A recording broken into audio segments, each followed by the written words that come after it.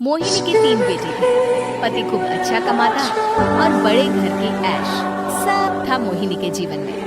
लेकिन एक चीज जो नहीं थी वो थी सुकून। मेरी बहन और मेरा भाई दोनों गरीब, लेकिन मैं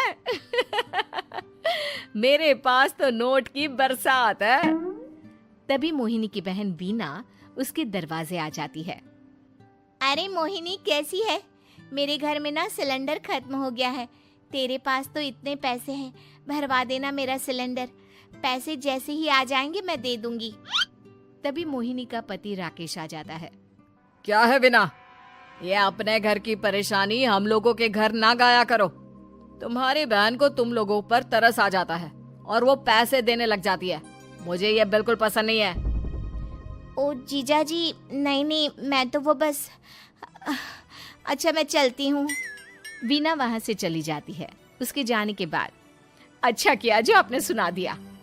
अरे न जाने क्या सोचकर मेरे घर आ जाती है कि जैसे यहाँ तो भंडारा भरा है। अरे कितना तो दे दिया। अच्छा जी, जरा 1000 तो देना। वो बिन्नी दीदी है ना, उनके घर जा रही हूँ। उनका पोता हुआ है तो मुंह दिखाई दे दूंगी। हाँ, उन लोगों के आगे तो शो ऑफ किया करो। वो खुद को बड़ा अमीर शो करते हैं ना, दिखा दे कि तू भी किसी से कम नहीं है। हाँ जी, इसी के लिए तो जा रही हूँ। मोहिनी तैयार होकर अपनी बुआ की बेटी के घर जाती है, जहाँ उसके पोते का कार्यक्रम चल रहा होता है। वहाँ वीना भी आई होती है। अरे वीना, क्या जरूरत थी यहाँ आने की? तेरे घर पर गैस नहीं है तो वो भरा लेती। क्या करूं मोहिनी, बुआ को बुरा लग जाता नहीं जाती तो। वैसे मेरे पास एक जोड़ा बच्चे का कपड़ा रखा था, वही अपनी चांदी के पायल के साथ देने जा रही हूँ। घर पर गैस थी नहीं, सोचा परिवार यहीं खाना खा लेगा, बाकी सुबह का सुबह देखा जाएगा। मोहिनी को बहन पर दया आ जाती है। वो पर्स से 1000 रुपए निकाल कर दे देती है। ले वीना, लेकिन पैसे वापस कर देना, तेरे जीजाजी हिसाब लेते हैं। मोहिनी भी क्या करती, गरीबी में बहन का सहारा ही उसके जीवन जीने का आधार था।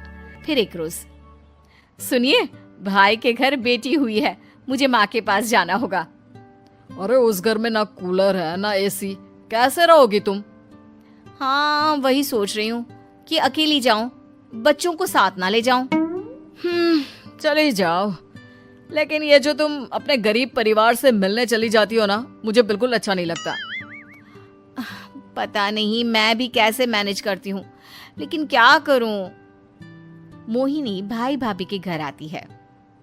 मोहिनी, कैसे आना हुआ? तू यहाँ हम लोगों के घर रह लेगी या फिर किसी होटल में रहेगी? क्या हो गया है माँ, मोहिनी को क्यों ऐसे बोल रहे हैं आप? अरे तू नहीं जानती अपनी ननद को, पैसे वाली है ना, तो ऐड कुछ ज्यादा ही है।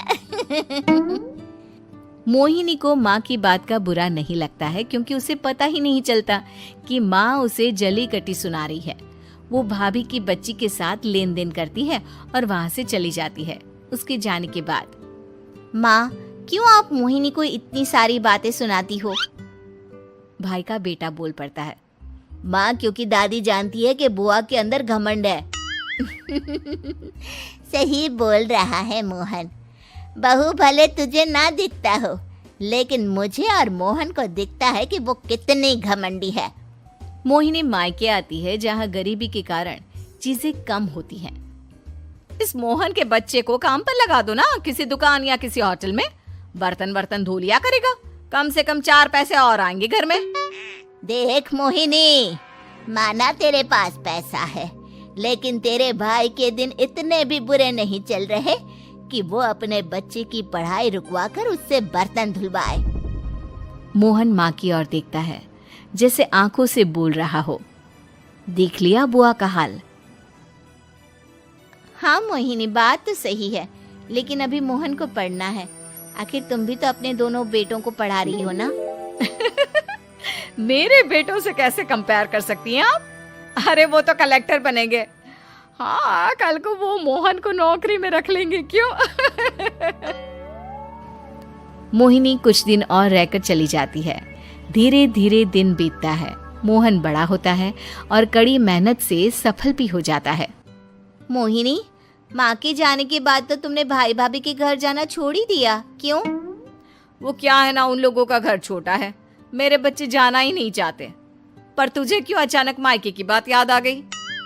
यार मेरा तो मायका है, भाई भाभी है, मेरा तो आना जाना लगा ही रहता है।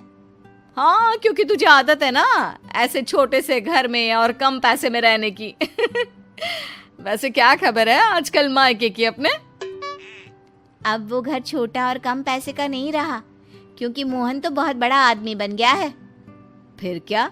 मोहिनी भाभी को फोन करती है।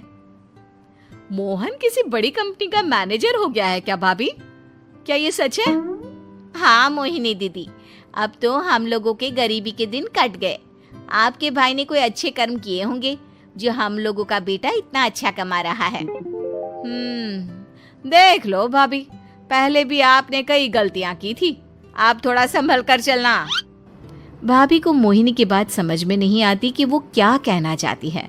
फिर एक दिन वीना मोहिनी से कहती है, मोहिनी, हमारा भतीजा मोहन अच्छा कमा रहा है, क्यों ना मैं अपने बेटे की नौकरी के लिए उससे बात करूं? अरे बुआ का बेटा है, ये सोचकर मदद तो करेगा ना? हाँ हाँ, क्यों नहीं करेगा, उसके बुरे दिन में तो हम भी खड़े थे। मोहन को वीना फोन करती है और अपने बेटे की मदद करने की बात करती है।